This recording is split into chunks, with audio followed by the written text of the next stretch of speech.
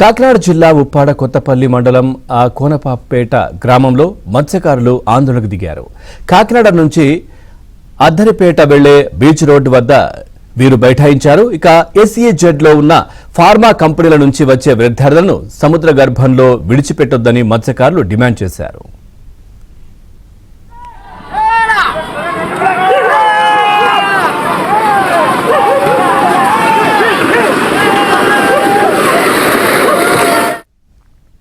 తక్షణమే పైప్ లైన్లు తొలగించి తమకు న్యాయం చేయాలని రోడ్డుపై బోట్ను అడ్డంగా పెట్టి నిరసన తెలిపారు. విషయంపై RTOతో మాట్లాడేందుకు నిరాకరించారు.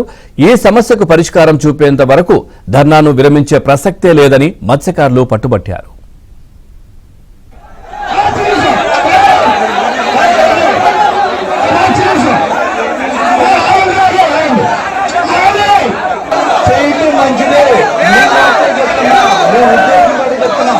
మంచి ఉద్దేశంతో చెప్తున్నా